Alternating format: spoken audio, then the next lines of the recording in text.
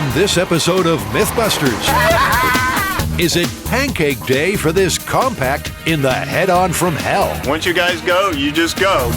Or with big rigs on the loose, are the MythBusters toast? Details. And can vodka cure bad breath and cheesy feet? Grant and Adam go head to toe in an up-close and personal hygiene test. There is no dignity in television. Who are the MythBusters? Adam Savage and Jamie Heineman. Aren't tracer rounds illegal?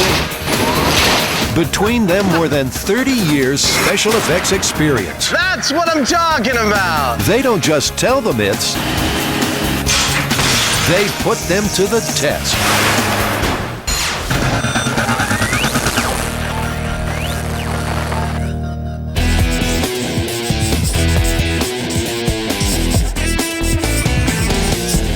So here's the story. 2 semi-trucks, head-on collision. The collision is so strong that they are fused together and have to be taken away to a wreckage yard in one piece. After a while, there's a really terrible sort of decomposing smell. And they start to pull the trucks apart to find out what's going on with the smell. And they find a small European car completely squished into a pancake with the driver still inside. Yeah, I've heard the story. The way I heard it, though, is that one of the trucks was tailgating another. First driver slammed on the brakes, second truck smashed into him, and, the same thing. Driver got pancaked. Well, even though Carrie's scenario is a little less plausible, I think that's the one that we should do because it's the one that has the biggest spectacle, it's the biggest impact. A head-on collision with 2 full-sized semi-trailer trucks going 60, 75 miles an hour. That's what we want. And that's what you got, minus the compact in the movie Matrix Reloaded. In this famous collision, the 2 semi-trailers did fuse together. But this sequence was created by CGI. The MythBusters planned to pull this off with real trucks and with a compact car in between. With a budget the size of Reloaded's daily donut allowance, Carrie and Tori hit the road in search of 2 free semi-trailers. The trail takes them to the Special T Truck Park. We're at a truck salvage yard, and we're here to see if we can find a couple of trucks that we can smash up in a head-on collision. And I think we're at the right place. So if we did have a head-on collision with 2 semi-trucks, do you think they would fuse together? The trucks are made out of sheet metal, and they have some of the steel is pretty malleable in the front. So I guess conceivably they could mold, the parts could mold together if the speed and everything was the right conditions. I can't wait to find out. I actually really hope that is the case. I want to see if we can fuse them together. That'd be bizarre. Nope. Manager Dan Green shows them some trucks with a cab-over engine configuration. They're flat-fronted for maximum squashing power. All right, this is what we're trying to do. This is the compact car. These are the trucks. That's what we're trying to do. I think I cut my hand. Ah, this one's good. It's tall, it's wide, it's the cab over. All that's missing are a couple of trailers to trash. And Dan calls in an old favor. They're on the way. Dan, making it happen. So we can take that truck and that truck, get us a couple trailers, we're good to go. Looks like the MythBusters have pulled off another piece of prize panhandling. And the myth is up and running. The plausibility of this myth is actually looking really good. It sounds like from Dan's point of view, with the right size, mass, momentum, and shape, we might be able to smash this little car into a pancake. Sounds encouraging. While Tori and Carrie have been shopping for semis, build team buddy Grant has been looking for a vacant stretch of freeway to smash them on. I've come here to Alameda in search of a location for what I hope will be the greatest crash in MythBusters history. Empty freeways don't grow on trees, except of course in Hollywood. By an amazing coincidence, this Alameda freeway was specially constructed for, you guessed it, Matrix Reloaded.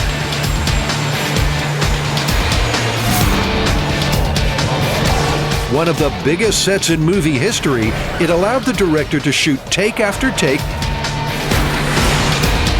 without having to close off public roads.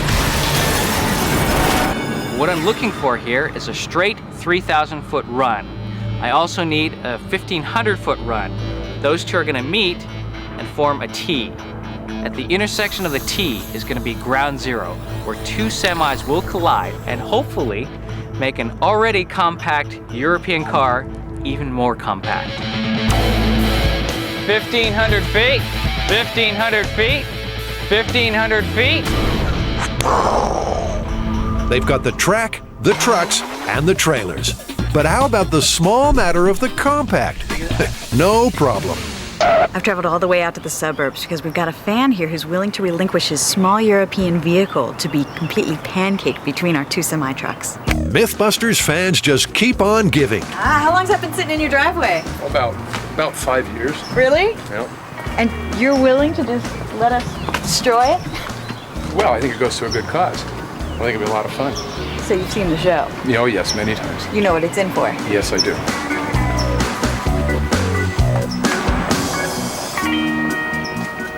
Oh, nice. It's definitely little. It's open. Oh. No, this is sweet. This is way too nice. But the motor's gone, so it's time to move on to bigger and better things. Breaks my heart to think that we're gonna smash this car up. The upholstery's perfect. It's so cute. Oh well, she'll get over it. Well, we've gotten the requested vehicles, but none of us is really sure how you're going to be able to crash these two semis at the same time.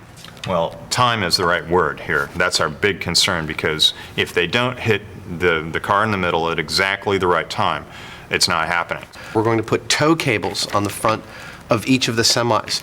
We're going to pull them towards a center point, but both cables will be pulled by the same tow vehicle. Ergo, both trucks ought to hit that small European car at precisely the same moment. The plan is for a T-shaped crash course, with the semis running along the horizontal and the tow truck along the vertical line.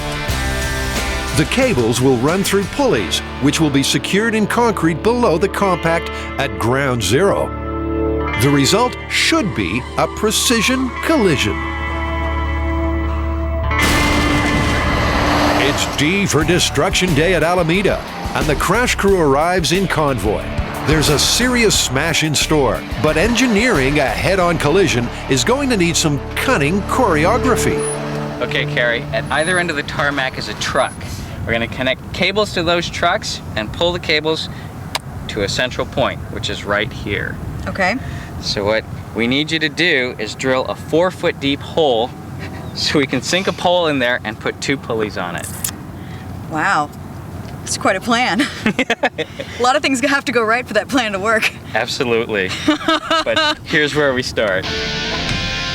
While Carrie bores the hole at ground zero, Grant and Tori start prepping the trucks for what should be a spectacular swan song. First, they drain all the fluids from the vehicles so that the collision won't lead to an explosion, which is a shame, really, but they hope to live through this one to bust more myths in the future. For the same reason, nobody's volunteering to drive the trucks, so a head-on collision depends upon a makeshift autopilot. Job number 2, we've got to weld guide bars on that'll help keep the truck straight during the experiment. If they veer off, guide bars will help bring them back on a straight path. They've been here before. The myth of the killer tissue box also called for a high-speed collision under tow. So the guys rigged up a steering rack to keep the crash car on course right up to impact.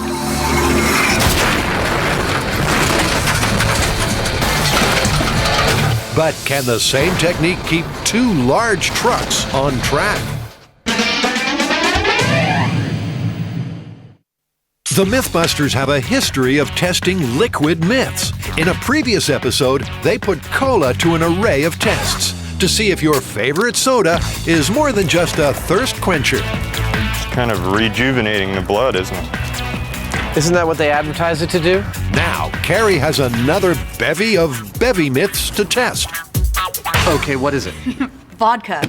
Our researchers have been scouring the internet and have compiled a list of the top vodka myths. Vodka didn't make it to the West until the 1940s, but Russians have been quaffing it for over 1,000 years. Today, it's more than just the national drink, it's an icon, and the Russian people believe it possesses mythical powers. Well, it really sounds like vodka's going to give cola a run for its money. And is this your area of expertise? I mean, you've spent years with alcohol. Actually, Scotch. Scotch is my field, but I'm willing to do a little research on vodka and learn a little bit about it, and I know just the guy to talk to. A vodka guy. A vodka guy. Well, Keith, could you define vodka for me? Well, the classic definition is odorless, tasteless spirit made of grain or other vegetable matters. So how popular is vodka?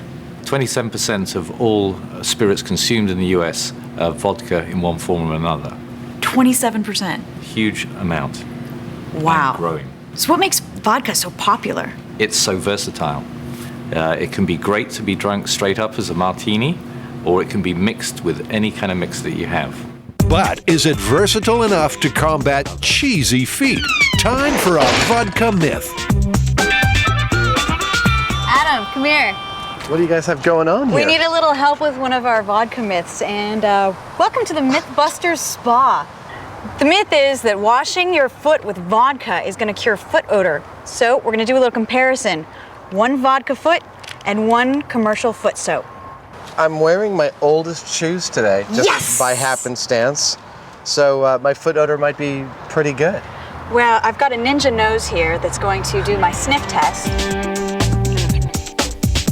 Okay. This is like some of the ugliest feet I've ever seen. I mean, not like I'm a foot specialist or anything. But I think I have to do a before test. Oh, please, present your foot. How is it? That's not foot odor, that's foot oh dear. Yay, we got a little foot odor here. Oh yeah, that's good. Okay. Grant, it's time to put on the blindfold. Ready.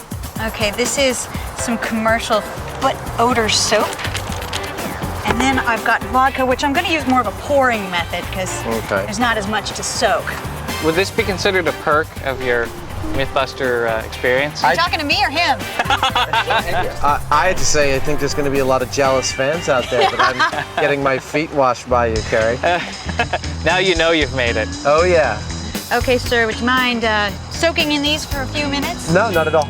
So relax in the sunshine, and we'll come back for the sniff test. All right. Busting myths. It's a hard life, but someone's got to do it. In the myth of the Compact, some champion eyelash batting by Carrie has secured 2 trucks, 2 trailers, and 1 small car. Now, the plan is to turn them into one large metal sandwich. Grant and Tori have been building steering rigs to keep the trucks straight under tow. And Adam and Jamie arrive to check on progress.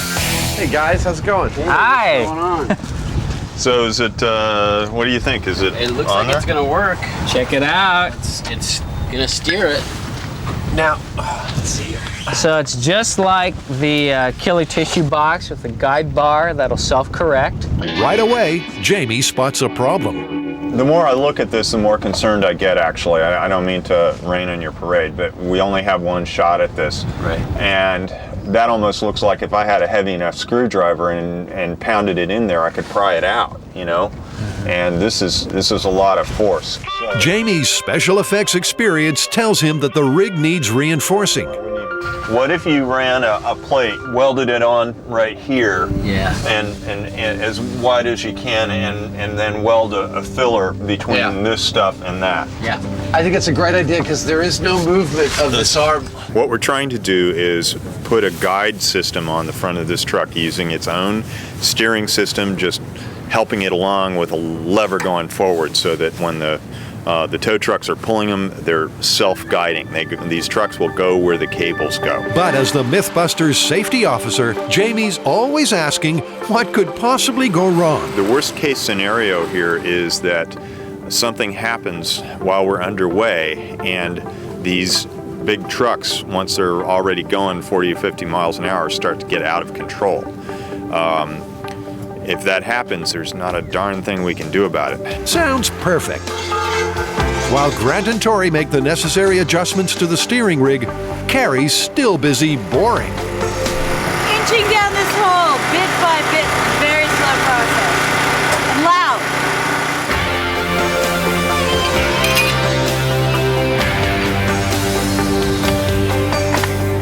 She's down 3 feet. I say we call that good. You bet. Now, are you concerned that our stable part is only about 12 inches deep? Because I do have a plan B, which is to have a plate and some reinforcement on that. Reinforce the heck out of everything. You know, there can't be anything flimsy here, or we're screwed. With lives at stake, Jamie keeps hammering home the message that this myth should not be taken lightly.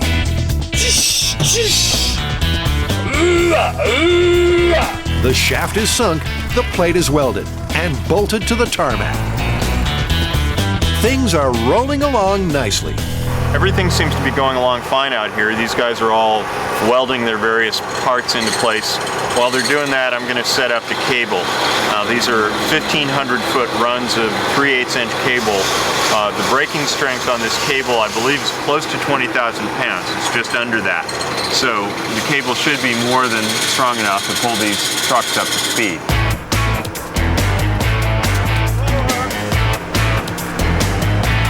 Where do you want this piece of crap? Right over here! If things go to plan, this small car is soon going to be a lot smaller. Okay, your centering's pretty good. They position it directly over the pulley shaft, smack bang in the middle of the 3,000-foot crash track. Okay, stop. Drive in. Okay. That is a tiny little thing. I think 4 of us could actually lift it out of a parking space. I feel like yelling in Italian just sitting in here. Hey, basta, hey. This crash test needs a dummy, a Q-Buster. Okay, the wires have been laid, the pulleys have been rigged, and the guide bars have been welded on. Now it's time to move the trucks into position. Plan number 1 was to pull 2 semis with 1 tow truck, but the mass is too great for one. So plan number 2 involves 2 tow trucks, that is. Oh yeah! I've always wanted to watch that happen. Over half a mile away, at the other end of the runway, the second tow truck hooks up the other semi. Then the semis are lined up on their starting grids, each one precisely 1,500 feet from the compact. Perfect. That leaves just one more piece of the puzzle. Watch your feet around this thing. It will kill you. The next step is that we're going to put the weights in the trailer. The weights are steel plates, and each one of them weighs about 5,000 pounds. And the point of this is that we need to simulate the worst case situation, which is with the trailer and a truck that are fully loaded. Everything is set. The scale of the impending crash suddenly hits home. It's just tripping me out because, like, you know, we're so stressed out about getting this thing done, getting everything to work. So I haven't really been, like, concentrating on what we're actually doing, and it just dawned on me that we're going to smash together 2 big rigs. It's just crazy. Like, you know, it just finally dawned on me.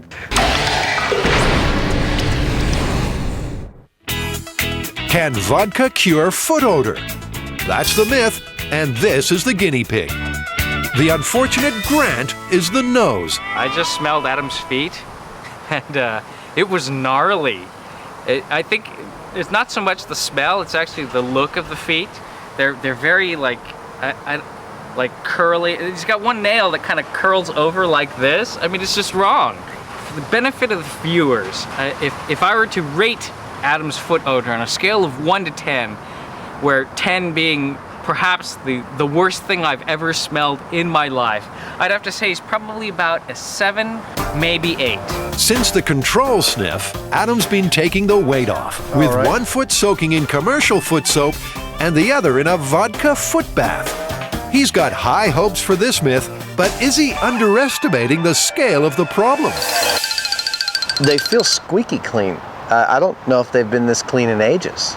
Well, alcohol is definitely a way to kill bacteria, and as bacteria, I believe, are primary cause of foot odor, I think vodka ought to do just fine.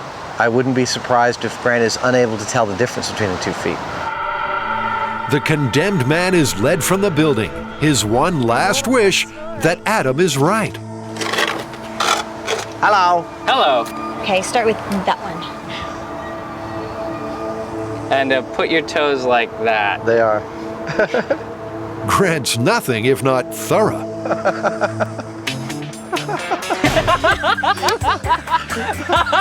There is no dignity in television.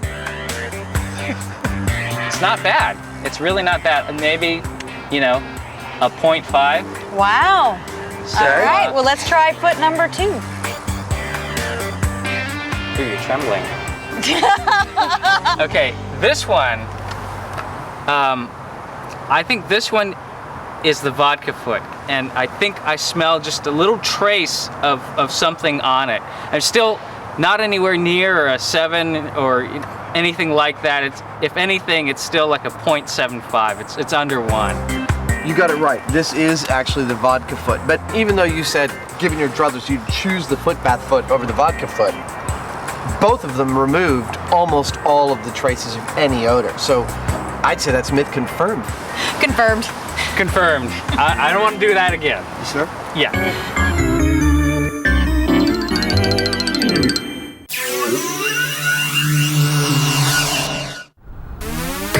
The MythBusters are attempting to pancake this little car between 2 big rigs in a high-speed head-on collision. The 2 tow truck drivers are going to be key players, so Jamie gives them the lowdown about the myth. So, we've got a car over here, and we've got 2 semis, and you guys are gonna make them go smack with the car in the middle. And we even have a crash test dummy in the car ready to go. Have you heard of this myth? No. Not heard anything like Actually, I have. You have heard the Yes, I myth. have What heard did you that. hear? Exactly what you described. According to the myth, a compact car was caught up in a head-on between 2 semi-trailers. The trucks fused together in the impact, and the wreck was towed off in one piece, with the compact car squashed flat in between them. You guys looking a little apprehensive here. You looking forward to seeing it? Absolutely. All right, that's what we want to hear, because you guys are going to make it happen. We'll do a test run, and we'll also do a test tow of one of the trucks so that we're sure that all the systems work. Does that sound reasonable? That sounds good. Head-on collision with 2 trucks. What could go wrong? Knowing the MythBusters, anything and everything. Oh, yeah. Oh, yeah. We don't even need those tow trucks. First, a tow test to see if the cables hold and the steering steers. The tow cables have a braking strain of 20,000 pounds and shouldn't break. The ropes that attach the cables to the tow truck should. They are only good to 6,000 pounds and are designed to snap when the semis collide, so the tow trucks never reach the end of their tether. Close enough. All right, Jamie, I have the cable hooked up to the truck. Ready when you are. Bang on cue, some geese swan across the runway. Hey, there's a family of geese. You sure we want to pull it right now? We might kill them. All right, they are out of the way of the cable. Over. Ready, Tito? Ready. All right. Everything looks good, Jamie. Over. Looks good. Seems to be working. 34,000 pounds of truck, no driver. And there goes the tow rope. We've got ourselves a runaway. Runaway. Cable's coming this way. Can we keep following? Right now. Just get down if you can. Yeah. How do we stop this thing? That's a very good question, with no answer. Get your car out of the way, Dad! Get out of the car!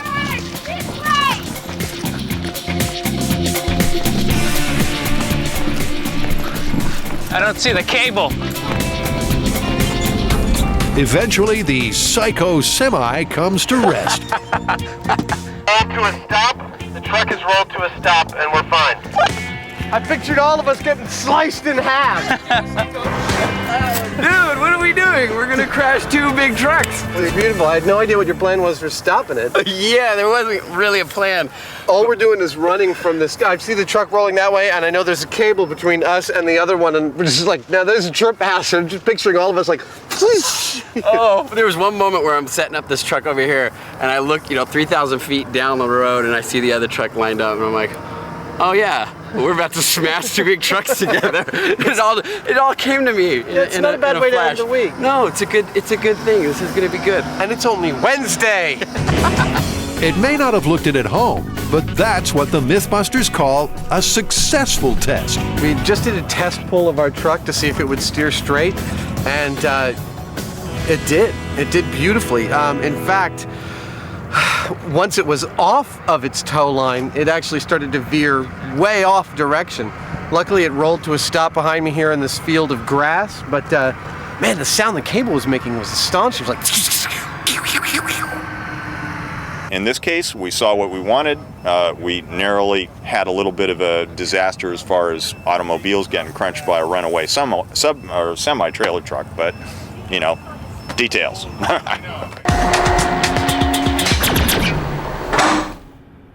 At an Alameda film set, the MythBusters are planning a pileup.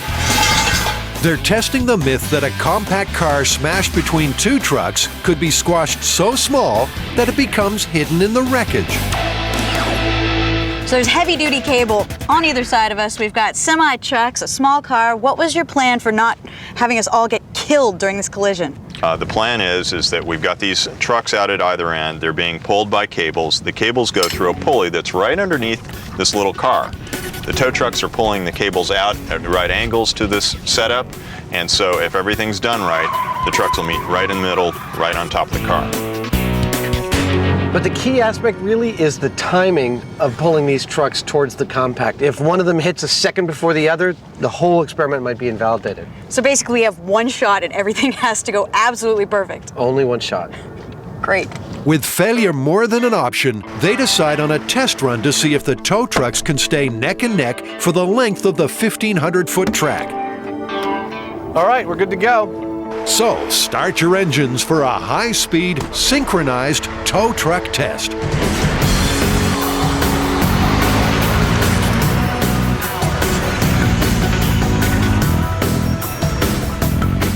Grant and Tori are the co-drivers. 20 miles an hour. You're looking good, you're looking good. A little slower, a little slower. 30 miles an hour. This is gonna be so cool. Don't you wish you were here? 45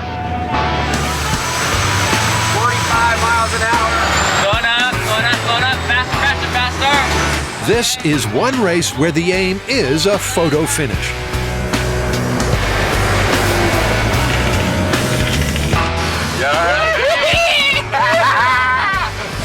We almost made it up to 50 miles an hour.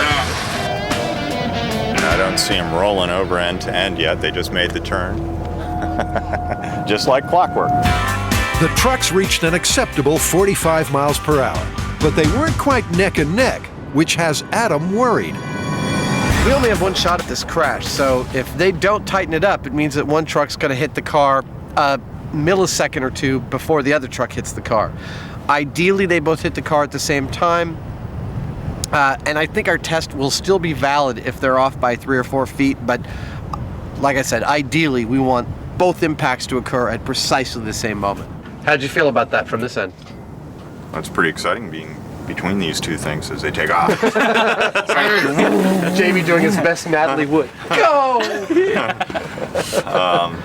Yeah, no, it looked good to me. All right. I mean, it's unfortunate that we're not able to get quite the speed we want, but it's still going to be a heck of an impact. Oh, it's going to be crazy. Okay. Wait. There's just one finishing touch. Okay. Buster's crash test buddies take their hot seats. Should we put our seatbelt on? Yeah. They seem understandably reticent about the whole deal. Oh wait, shoulder's stuck on the gear shift. Okay. Good. Okay, he's in. He's safe. Two semi-trailers face each other across 3,000 feet of hot tarmac. On the tow road, the tow trucks rev their engines. In the middle of it all, the tiny compact prepares to meet its maker. Take your seats for the head-on from hell. I am in the chase car about to follow one of these empty trucks of doom towards its final end, and I'm totally psyched. This is probably the best view to see this from. I can't wait. The anticipation is all too much for me. I need a drink.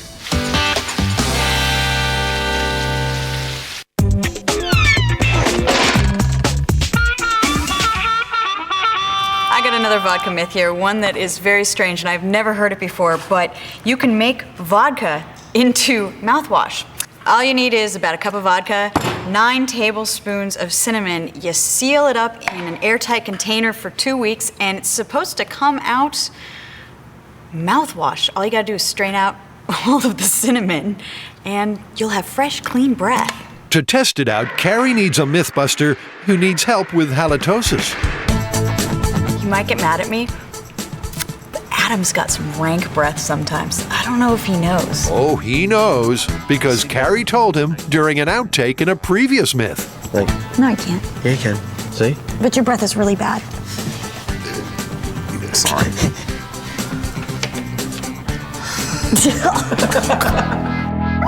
And you've heard of the expression dog's breath. In a previous episode, Adam went head-to-head with Lulu, the myth-busting pooch, in an oral hygiene test. The result? Adam was the dirty dog. So no French kissing dogs, I think, is our conclusion here. Well, I would be more inclined to say no French kissing Adam. You know, I don't eat my own poo. Adam's clearly in need of help. That's my breath, baby. So, can a homemade high-octane mouthwash do the trick? And this is the plastic bottle brand vodka. Always the finest for Mythbusters. 1 cup of gut rot, then the cinnamon to create a kind of mud slushy. So far, this is not looking much like mouthwash. In fact, it looks like another experiment we've done with Adam. You let this sit for 2 weeks, and then we'll filter it through a white coffee filter, and then we should have some mouthwash. Okay, so try not to drink this for 2 weeks. It'll be hard to restrain myself. God, man, that just looks so good. Right, it's been 2 weeks for my vodka mouthwash, and all the cinnamon is totally solidified at the bottom of the flask. It's a nice brown liquid. I don't know if I'd use that for mouthwash, but it's time to filter it. Vodka mouthwash, commercial mouthwash. Now all I need is my subject with nasty breath. Who could I get? What is that horrible, horrible smell? To ensure Adam's breath is truly rank, Carrie's got a couple of treats in store. I mean, is it even legal to sell cheese that looks like this?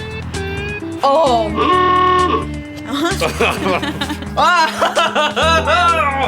I have for you cigarettes, manky garlic, Oh, it burned.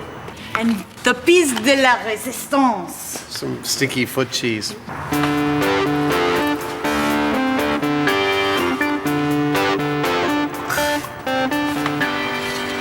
Woo!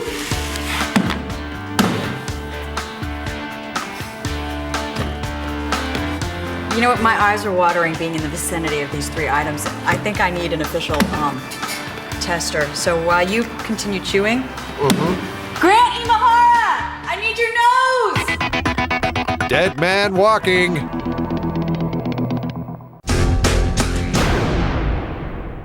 Vodka's odorless, but can you mix it with cinnamon to take away bad breath? To test the myth, Adam has poisoned his palate with runny cheese, fresh garlic, and cigarettes. Grant has drawn the short straw. And I'm gonna need you to smell it before and after.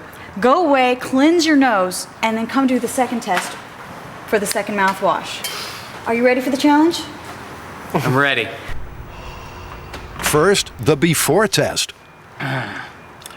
Not that bad. Definitely the worst breath I've ever smelled, but if I were to give it a breath scale, it wasn't actually that unpleasant. Maybe a 7.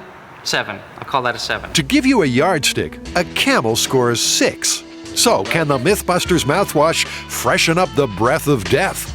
Okay, first we're going to administer the vodka mouthwash. Don't forget to gargle. That burns. It's killing all the bad breath odor. It's killing something. How do they look? Okay, you ready? Okay, Grant, brace yourself.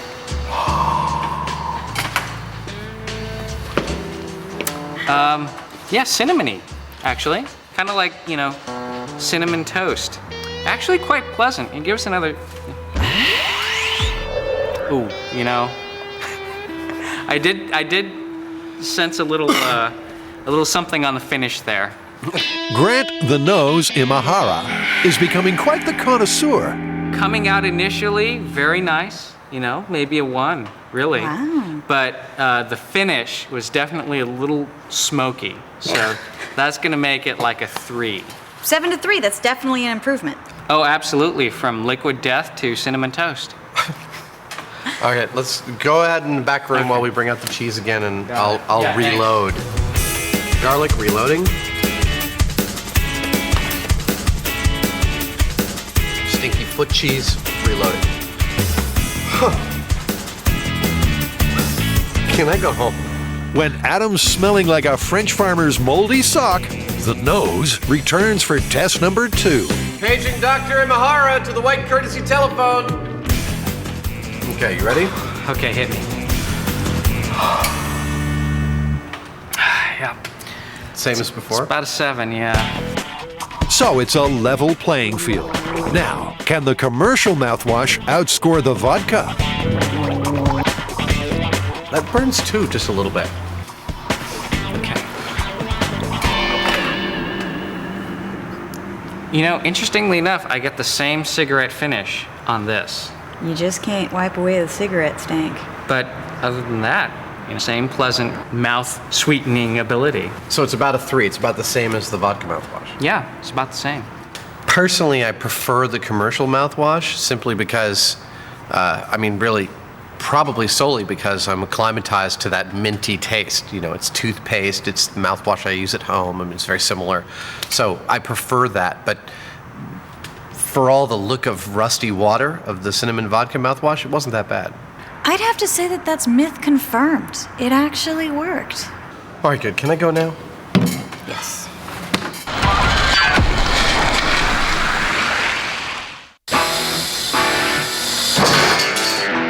Okay, all cameras rolling. We're good up here. Grant and Tori, start ahead. Over. Back at Alameda, it's showtime. The MythBusters are all set to pancake a compact between 2 semi-trailers. 2 tow trucks will pull the semis, but can they stay neck and neck? And will the semis fuse together and crush the compact between them? Okay, ready? Go! There's no burning rubber in this start. With almost 80,000 pounds of truck under tow, the power must be squeezed on slowly. All right, we're at 10 miles an hour.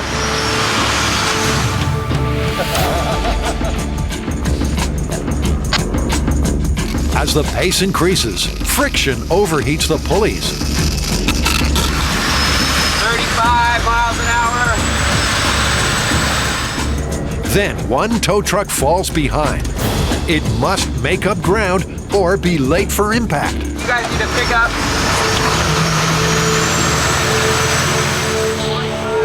800 feet and closing. Then disaster. The second truck is out of control, I believe. Over. Oh, shoot. Oh, no. Oh, no!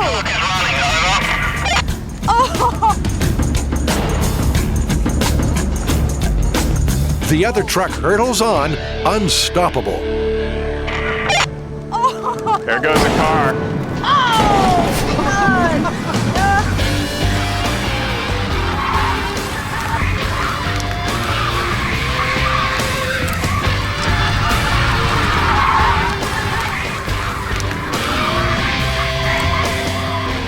Well, at least it worked kind of like a good brake. Well, we lost control of one of the trucks and the other one hit the back of the car. The force of impact swept the car over 200 yards along the runway. On first impressions, this myth looks mangled. Ooh. Look at that. Whoa. It bent the rod. Oh, that's smoking. I don't know. This is going to be tough to fix and reset. It's already half pulled out of the ground. Wow. What I saw was that the second tow truck was lagging behind the first one, and he was trying to catch up, and I noticed that there was some serious jerking going on. So I figure that the second truck rope just broke. We dragged our cable all the way there, so our breakaway rope didn't fail. Well, something did. The question is what? And can it be fixed for another bite at the cherry? The car is still more or less intact. Well, the back end is pretty crushed in, but yeah. Intact must be MythBusters for total write-off. And in plain English, the truck's steering rack is screwed. But Adam's thinking that all is not lost. We'll have to remake the guide bar. However we have to do it. Though badly damaged, the compact is more of an omelet than a pancake. And it's in good enough shape for another smash. Just. So, how about the second truck? That's good. It's all still intact. Perfect. I think that's good. That's real good. What failed is what I want to know. Look how short the cable is. I have no idea what would have caused that. The tow cable is sheared just 5 feet from its end. It's 20,000 some odd pound test cable. I think the jerking as we were trying to catch up to the other guy, a higher You know load. what could have happened with the jerking is that this truck could have accelerated too fast and rolled over its own cable. Now it's all hands on deck to get everything shipshape for one more shot at the compact.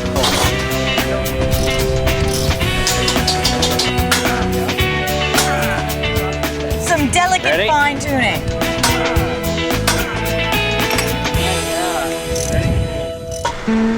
They calculate that to get a second shot, they must reset in under 2 hours. We're good here. Sweet. Jamie, we're tied in on this cable. Over. Okie dokie. Alrighty then. Now we just have to go to the tow truck. Look at the amazing strength of Jamie Heineman. And 90 minutes later, Yeah, here we are again. I hope you enjoyed that little sequence of failure, because we're about to try it again. So, we got one more shot. You guys do what you have to do to stay together and to do it as smoothly as possible without jerking, because that's what kind of got us. If there's an abort situation, are you gonna call it out on the radio, or are we just gonna? There is no abort. Okay. Once you guys go, you just go. You did the right thing the last time, you just keep going.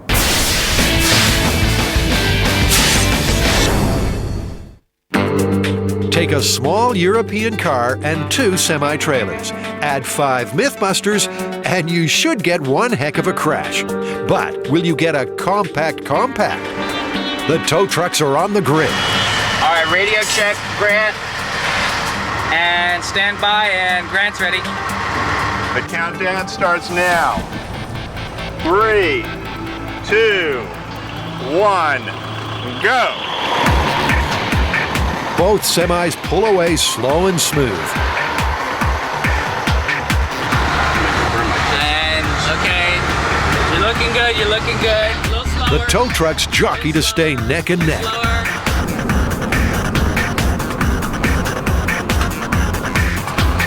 It's looking better.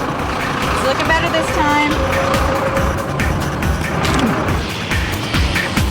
Almost 80,000 pounds of truck close at a combined speed of 70 miles per hour. Is this bye-bye Buster? Oh my God, it's gonna work.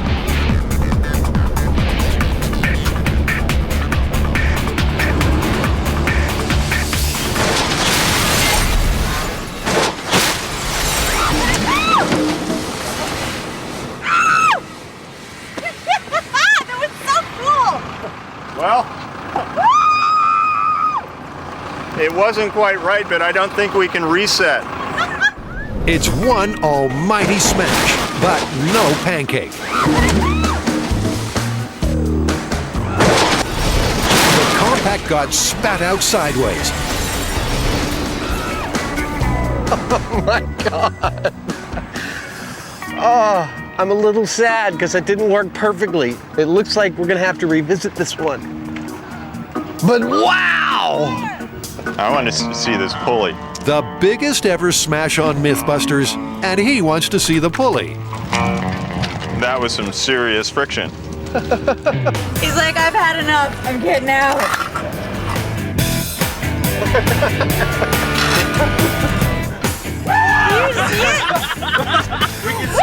No! God, that was crazy! That was ridiculous! No, you gotta get the close-up view. What are you guys yelling about? They're not fused. I don't see any fused together. Right? That is a beautiful thing. That was crazy. Did you really think you were going to confirm the myth? We actually answered a lot of questions about it. I mean, look at them. They're not fused together. They're not welded together. They're not inseparable. They're easy to pull apart. And I don't care how fast they were going or how hard they would have hit this thing. This car would not have disappeared between these two engines. Yeah, this is just like a lot of shrapnel. There's no like solid chunk of fused together impact of any sort. Yeah. And the heart of this myth really is whether they could be welded together. Yeah. Because the car is irrelevant. If Yeah. these cannot weld together from the force and the heat, it's just not going to happen. Which we knew already, but it was fun. Nothing like a bit of wanton annihilation to brighten up the day.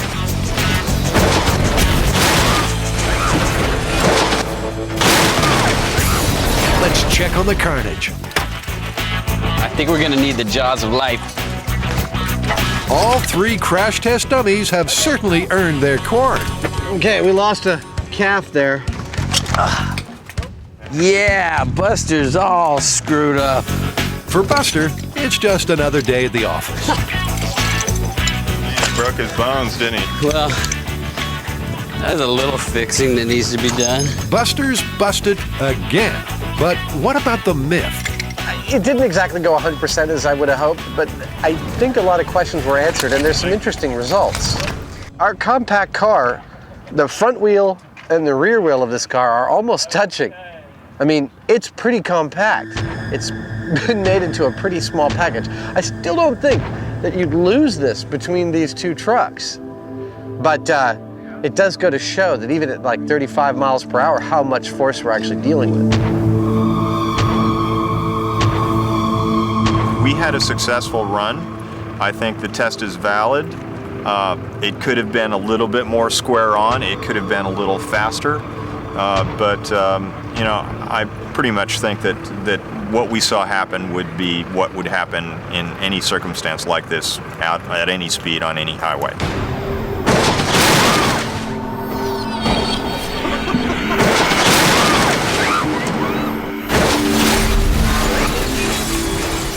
So myth busted, confirmed, or plausible? What are you voting? Just like the trucks. It's busted. It's busted. Busted. Boy, is it busted.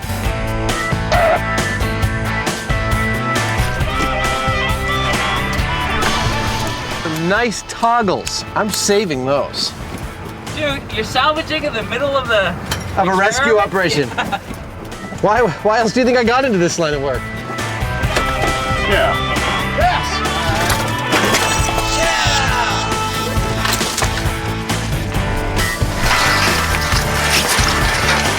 Any survivors? Yeah, he's missing a leg, but he's good. Just throw a tourniquet on that. He'll be fine.